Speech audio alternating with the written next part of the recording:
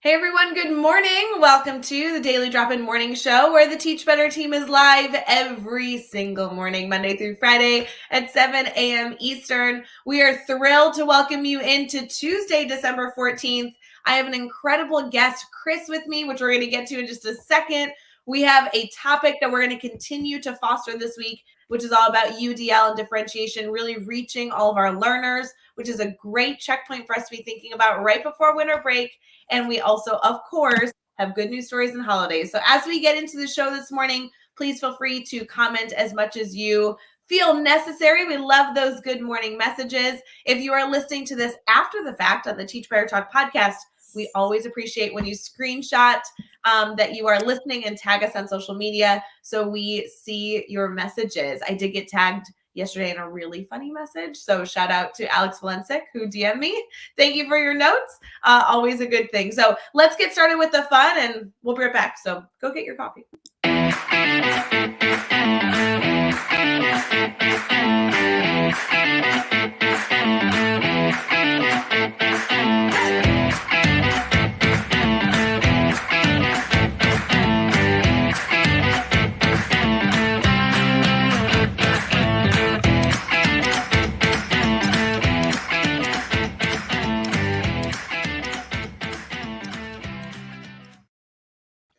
Good morning. Good morning. Kris, how are you? I'm so thrilled that we get to be live together on Daily Drop-In.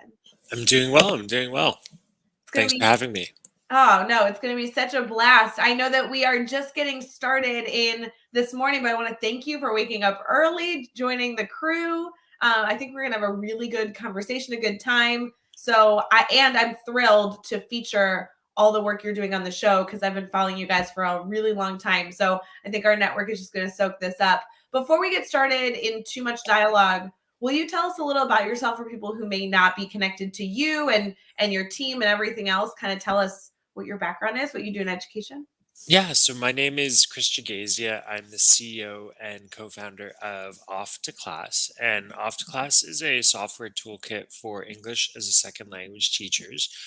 We started back in about 2014, and originally we were mostly used with online English as a second language tutors and teachers. And fast forward 7 years, we still work with thousands of ESL tutors all over the world who teach online, but we're used as a curriculum assessment and professional development tool with English language learner teams in over 100 districts across America. So that's what we're all about.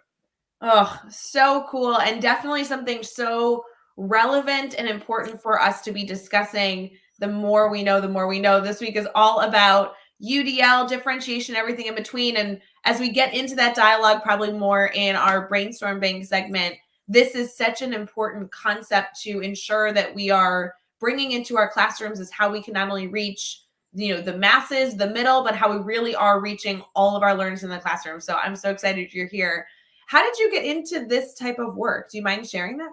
Yeah, actually, back in 2014, when we kicked off, I was living overseas and I was running an online ESL school. I was in a bit of a career break and I was running an online ESL school with a couple co-founders. And when we were running the school, it was pretty similar to running any small private language institute. It just that the format was online, but you still had to schedule lessons and work with parents and kind of have all your staff and your teachers. So we really decided that that wasn't for us, that we didn't really want to be running this school. But at the end of that experience, when we decided to kind of shut down online, what we were left with was all these lesson plans. So like the lesson plans that our teachers would use to deliver our curriculum online. At the time, so this is back in 2014, and I know it's really, really hard to put ourselves back there. But at the time, teaching languages online was like totally new. So when I would tell people that, oh, I run this online language school and we do the lessons over Skype, people were blown away. Like they couldn't believe it. So now, obviously, in a 2021 context, it's obviously become pretty normal to learn online, but at the time it was totally new. And so what we realized is that all the teachers that worked for us in our school, they were spending tons of time preparing lessons, preparing lesson plans for online lessons because the medium is quite different, like taking over the power of a video conference classroom. So that's really how we started. We released those lesson plans, really grassroots initiative. ESL tutors all over the world started using those plans. And then from there, we just advanced, classic kind of bootstrap situation. And then we started working with districts probably like 3 to 4 years into that journey. And then from a district perspective, we're mostly used, well, there's kind of two types of learners that districts use us for. And totally on the theme of this week, which I love, of the differentiated learning. So we're not so much of a great fit for elementary school students. So we're more of like kind of a middle and high school. And really, when you look at English learners in middle and high school, you're kind of two segments. You've got long-term English learners, so lots of kiddos that were born in the States, usually to immigrant families, some new arrivals, and have been in a district's English language learner kind of stream for 5 years plus. And those kiddos go every year to test out, depending on what state it is. And for some reason, they're not able to get past those state assessments to get rid of that English learner kind of marking on their pathway. And so we work with a lot of district teams to really kind of take a highly differentiated approach to treat every student really like individualized and figure out what they need, what support they need, like on an individual level to test out. And then for middle and high school newcomers, so these are students that have just arrived to the States, whether it's as like kind of planned immigration or the refugee and asylum track. And those are, those can be a bit of a challenge sometimes for district teams, and they need a tool that is exactly the theme of this week. They need to be able to differentiate because each of these students brings, you know, such an individual perspective when they land up in a district. No, that's so important. I'm excited to dive more into what our team, our network can do to support these learners. And I'm thrilled to hear that the work that you continue to support is really for middle school, high school aged students. I think so frequently we find resources that are, only for that lower level in terms of elementary school. And I think this is going to be such a wonderful opportunity to talk about the students that are coming in that have lived quite a life and then walk into a new school and need that support. Can I ask, where were you located overseas? That's so cool. I was in Turkey, in Istanbul. Yeah, Hey. so I worked in the Middle East, and then I was on a bit of a career break and ended up in Istanbul, and that's actually where that original online ESL school started. Yeah. Oh, that's so neat. Yeah, I know we have some people slowly starting in this morning. Good morning to all of you. I would love to hear in the comments, actually, friends, if you're up for a little bit of a challenge bright and early on Tuesday, December 14th, a location that you would love to move overseas. I think that is such a wonderful opportunity we have to travel, see other places.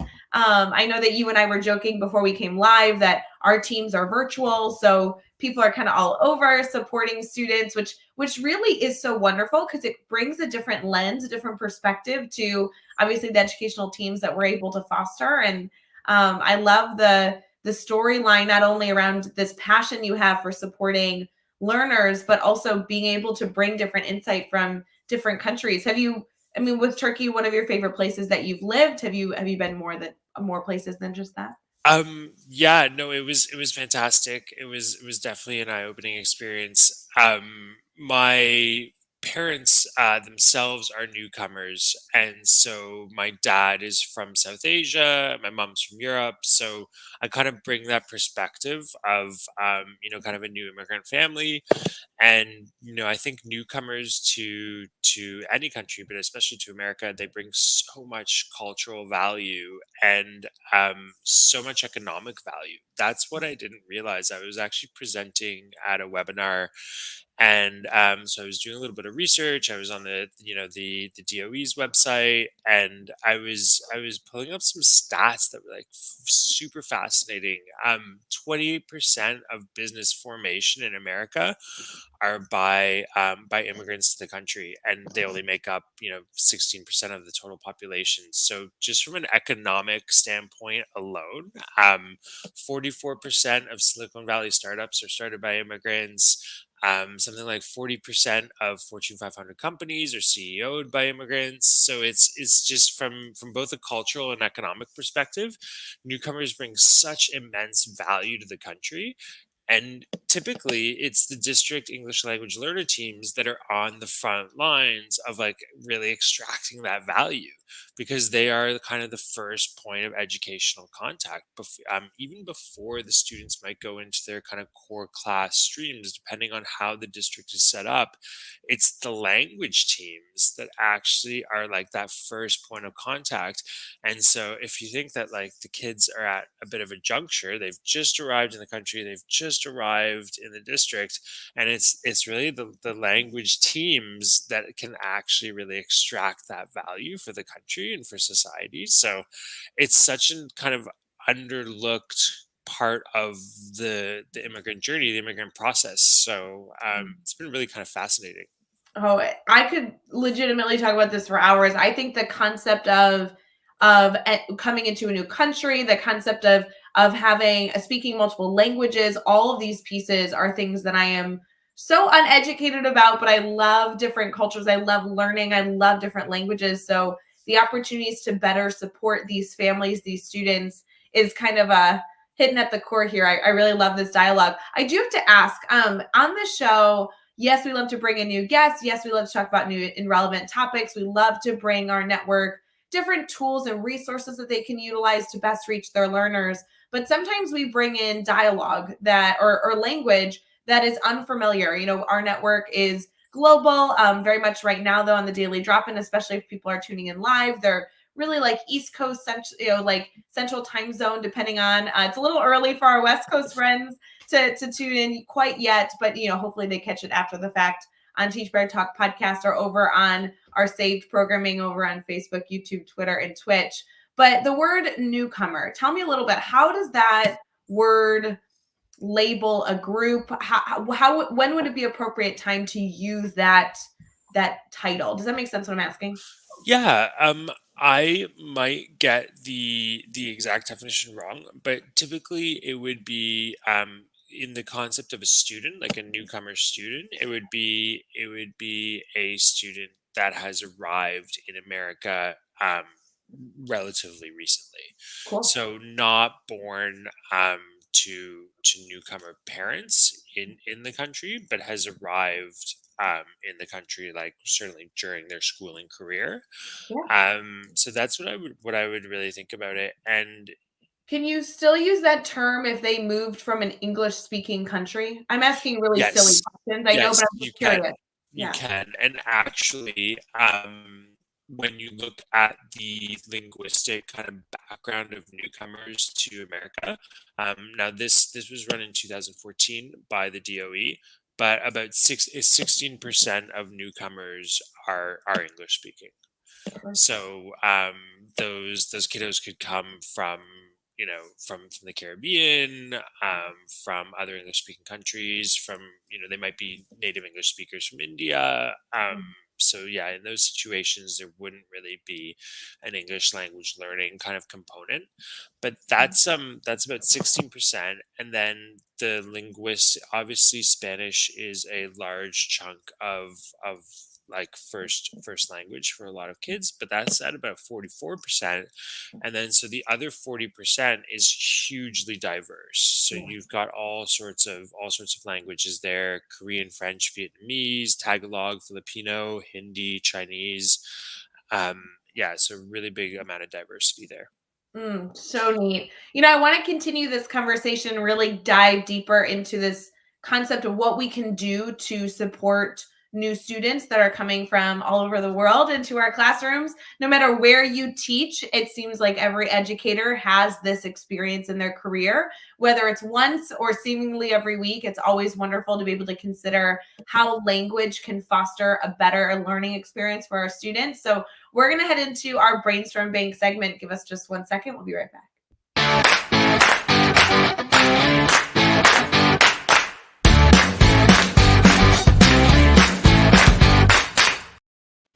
Good morning, everyone. We are going to continue our conversation here on the Daily Drop-In for our Brainstorm Bank. As many of you know, since we've been doing the show every single morning since August of 2021, I mean, it was created March of 2020, but since consistently, at least, many of you know that this segment exists in every single Daily Drop-In show. Every single day, we like to take an intentional moment, pause the show, and really just truly ask you, is there anything you need? We know that so many of you are experiencing stress as we continue through our time striving to reach all of our learners.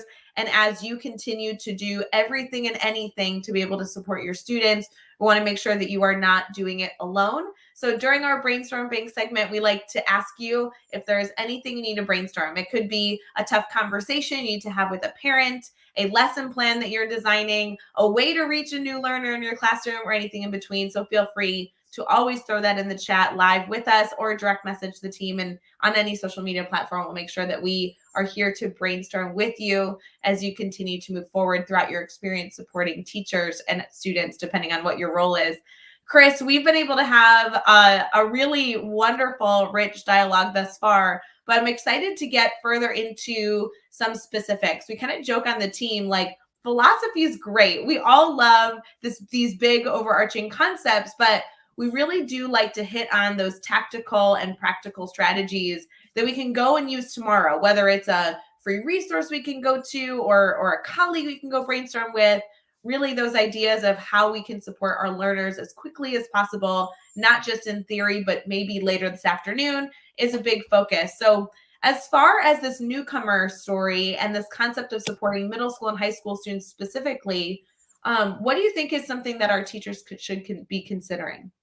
Okay, great question. So typically, for a lot of the teachers that might be listening that are working as English language learner teachers in districts, I think what they'll find is most of those curriculum and intervention strategies are typically designed exactly what we're talking about for elementary school students or students that have been in the program for a little bit longer and haven't necessarily just arrived in the country. So when you're thinking about new arrivals, when you're thinking about newcomers, especially the middle and high school level, is what you might want to think about is really empathizing with the different personas that those students are playing in the country. So if you think about the various personas and roles that a newcomer would play in the country, you can think about we already touched upon it on the economic lens. So, like, really as the breadwinner. So, a lot of these high school newcomers, they are already out in the world earning money to support the family. There's a very good chance they've got an entrepreneurial lens because there is such a high propensity of business formation with these types of families and students. So thinking about them as the breadwinner, thinking about them as the caregiver, most likely they're going to be the ones with their parents when they're accessing healthcare or with their younger siblings when they're accessing healthcare.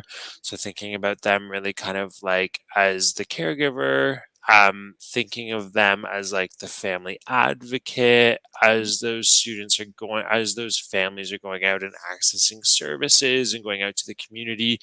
Often it's that student who might be kind of the translator in those types of roles, kind of from a civic perspective, and thinking about them really is like the community link. Like, often these students are the ones that are going out on behalf of the family and creating those new bonds in the newfound home. So if you think about those roles, we really want to arm our students with the language skills and the vocabulary skills and the content skills to go out and like really play those roles. Whereas with with a typical English language learner kind of program and curriculum strategy that's focused at younger students, obviously the focus is like on content classes. Mhm. So we need to teach our younger L's English learners, like, the language of math, the language of social studies, the language of science, to really help them kind of accelerate. And just being cognizant that for these older students, that might not be the focus. And so the focus might be a lot of things around, lifelong English, like real life skills, themes, economic entrepreneurial goals, economic entrepreneurial themes, making sure we've got age appropriate content. So it's pretty easy to, I think, for teachers that work a lot with elementary school students to have like a lot of like fun cartoons and flashcards and this and that. But a lot of these older English learners, newcomers, middle and high, like they are adults, right? Like they've like, especially if they, if they were refugees, asylum seekers, like they are definitely adults, and they're certainly considered adults in their home communities. So they're not going to be engaged by like the same cartoons and kind of fun fluffy stuff that necessarily our younger students are into. So just being cognizant of that. um Technical language skills are important. Some of these students are coming in with basically not much in terms of language skills. So, going back to basics, like basic grammar skills. Mhm. And then the other point I would touch upon for administrators rather than teachers is dealing with fluctuating enrollments, because students can be joining your program at any time of the year. So having just a good, easy way to provide a placement test to take a gauge of where your students are at. Um, and then for anybody else, anybody who's listening to me and saying, "Wow, this sounds like a lot of work," thank you for filling my Christmas break with all sorts of lesson planning ideas. You can go to offtheclass.com, and there's a free account there. I think you can access over 150 lessons. You can send 20 placement tests. So it's a great free resource for anybody who might have middle and high school English learners and might be looking for a lot of content, like, around the themes of lifelong English, real life skills, an age appropriate, goal oriented content. Just go there. There's also tons of different like free lesson plan downloads. So yeah, lots of resources there for you.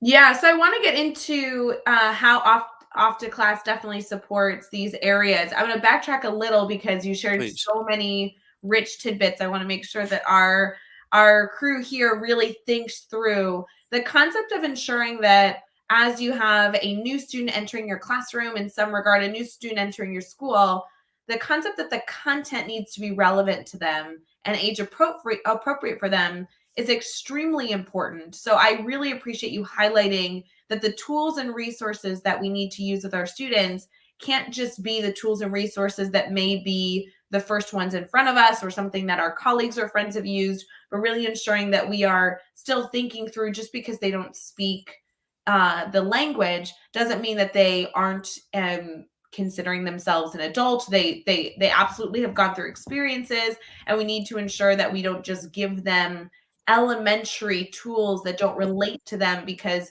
maybe those are most prevalent in our communities, but really ensuring that we are hunting for content and resources that engage them and that are relevant to them. I think that was such an important idea. You also then highlighted something that I feel like goes with this hand in hand, which is the concept of these students really having a different lens as they walk in, that entrepreneurial lens, the perspective of them being caregivers. That is something that is immensely important for our educators to be considering as new students walk in the classroom, or even as we walk into our classrooms this afternoon and we look at the students sitting in our classrooms. that lens that they are engaging with day to day can really allow us to better understand what engages them, but also why certain content might engage them specifically in the classroom. Yeah, that's exactly right. Like if you look at it as a tiered approach, like before even getting down into content, just recognizing that there's a different persona that they might be playing, different goals, and then just recognizing that, and then flowing that down to the type of content you might go after is totally fair. And it's there's the teacher lens, and then there's the administrator lens, and often there's a bit of a disconnect, right? Because our coordinators might not be in the classroom all the time, and they might have goals around state assessment scores and other kind of quants and stuff like that. But then typically the teachers in the classroom, they have that personal connection, and they're the ones that know that, okay, this isn't just a statistic or a test out or a state assessment score. Like, this is a great opportunity for this community, for this country, and this is a student who might take an entrepreneurial route and might go and form a business and might go and employ people. And so let's make sure that we're kind of capturing that resource and give them that kind of, maybe life skills, business oriented, focused content versus here's the language of algebra. Well, Or yeah. it's the concept of teaching the whole child, right? You're not just sending a student out of your classroom so they can go learn English, which is absolutely not the work that we're talking about right now, but you're having your students really engage with still being a learner while also supporting them understanding the language that is most commonly spoken in their space, right? So it's not that they're just going to go learn English, but you are engaging the student and engaging them as a whole child to understand their development as a human being existing in your community, which is such a more important lens than just learning the basic grammar using a cartoon. Absolutely. Yeah.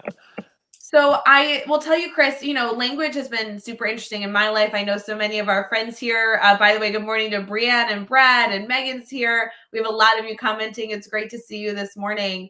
A lot of different educators experience, students entering into their classroom in different ways. Some educators work in communities where it seems like every day we're onboarding a new student to enter our classroom, and that has its own challenges.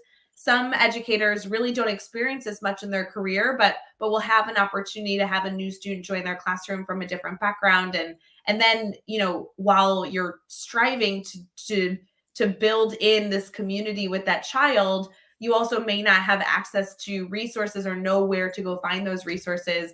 I know specifically my first year teaching, I had a wonderful young gentleman join my classroom in 6th grade science, and he only spoke French. And it was fascinating. I loved learning from him. But to be honest, Kris, I had no clue what to do with him. I mean, this little boy was into soccer, so we connected in that regard. But there was a huge communication gap. I thought he was the coolest kid in the world, but I also had absolutely zero idea, truly zero idea, how to support him, to the extent that I remember my first year teaching calling my friend who was a French major and being like, can you get something out of this? Help me in some way. And I think that that's the important connection that I'd love to foster for our network here is Off to Class actually has resources, lessons, and opportunities here for us so that we're not starting from zero. So you don't have to call your cousin across the country that might speak a different language to see if there's a connection, but to really utilize resources that you have access to right now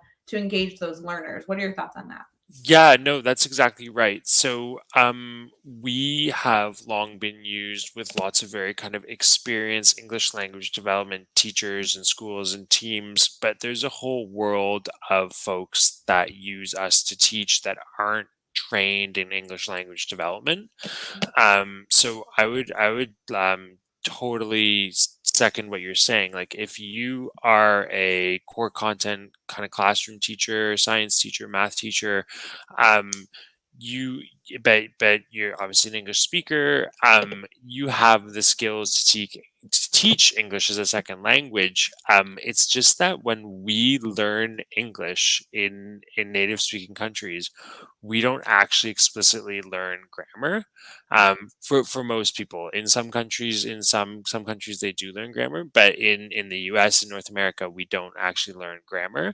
So that makes it really, really difficult for us to teach English as a second language, where a student who's French and learning English as a adolescent, they absolutely do need to learn grammar. They do need to learn the way everything is working. So, on off to class and those 150 lessons that I was mentioning before, those free resources, the lessons are set up that there's the actual content, like the lesson plan that you're teaching, but then there's the teacher notes that are synchronous with it. And so the teacher training is baked in.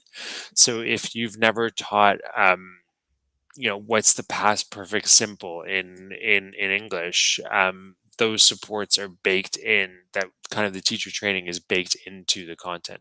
So, Chris, obviously, we're talking about being able to support all types of educators, some general education classrooms, like we've kind of noted, but also the support systems that exist in schools that might pull out small groups of from those classes and actually do intervention and everything else. There's so many different people in the school ecosystems that can adopt these type of lessons from a general education perspective. Because even just looking at who's commenting this morning in our network, a lot of these educators are general classroom teachers. Some I know are coaches, and we have a few principals in here. So obviously, everybody plays their own role in this experience. If I'm a general education teacher, is it silly to say that these are resources that I can incorporate in?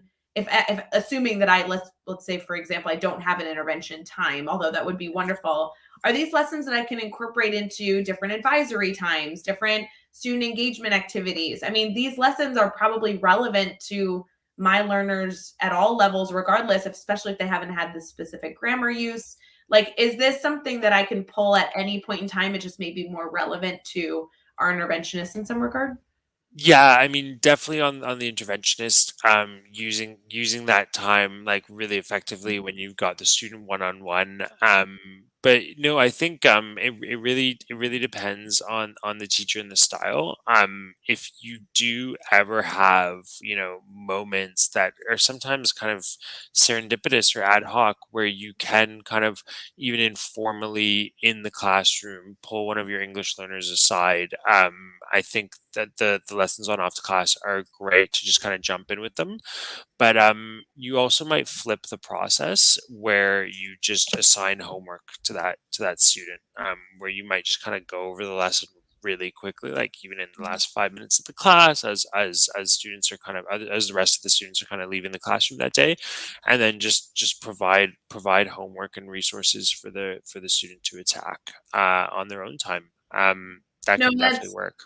that's great. And I really appreciate us highlighting the versatility of these tools and resources. It really is a housing space of so many different opportunities that the educator can get creative with, whether it's the last 5 minutes of the day. If you're a principal, this could be something that you pull in for your interventionist. I know that at a middle school level, so many of you that teach at a middle school level do have an advisory time or a tutorial time. I've seen that in many communities where you can chunk your students differently, maybe pull a small group, and that can be your 20 to 40 minutes of time each day or each week that you can engage in these lessons. But I think the most important thing, Chris, here to highlight is understanding that these students at the higher level are excessively capable and Oh need yeah. engaging content, and that engaging content doesn't need to come necessarily exclusively from the teacher's mind with all this different lesson planning that we already have on our plate, but truly there are free resources that exist that can get us started. And whether we tweak or adapt from there is very much a teacher style, but you don't need to start from zero. And there are supports. Yeah, no, that's what's been so much fun about the journey at off to class, is realizing that, we're kind of working with teachers. We're not trying to replace teachers. We're not trying to give out, codes or access codes that then the teacher just gives to their students and lets them kind of do their own thing. We're really trying to work with teachers, and it's really those kind of core content teachers, English language learner teachers that are always going to know what's best for their students, because they're on the front lines. They're interacting with them. They know the subtext. They know what it is about the student that the test scores aren't showing or the state assessments aren't showing. So yeah, absolutely. So powerful. Kris, we're going to transition here into our good news story, get into some celebrations and some holidays that we have going on today. So we'll be right back. If you are tuning in with us, we'd love to hear from you. Please feel free to throw your thoughts thus far in the comments, and definitely go fill up your coffee, because we'll be right back.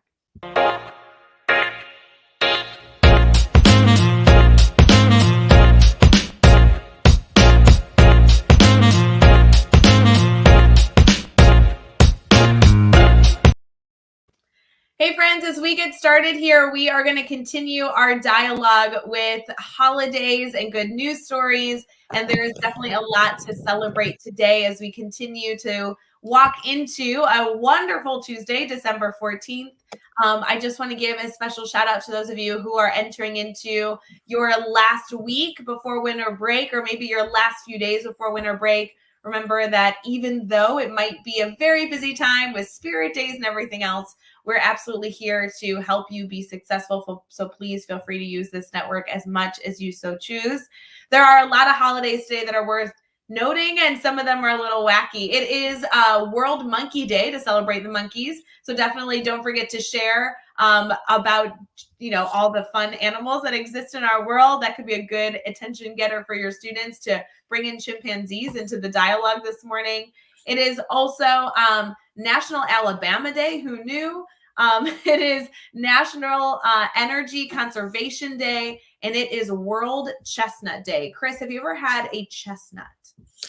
Absolutely. Actually, when I was living in Istanbul, it was actually part of the kind of the city's character. The street vendors would roast chestnuts out on the street and hand them out. And the first time I ate one, I didn't realize that you have to. I just ate it. I didn't realize that the shell was still on while they were roasting them, and so yeah, the shell exploded in my mouth.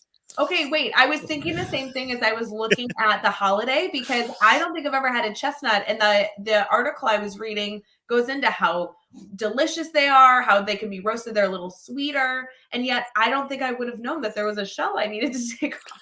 Yeah, they roast them with the shell on, so be careful. Yeah, Yeah. So yeah. if you are walking around today eating chestnuts, please make sure that you are taking that shell off first. I can only assume, Kris, when you kind of described it as the shell exploding in your mouth, that it may be like sharp and not something you want to eat. Is that Yes, fair? I'm not sure it's digestible, so be No, careful.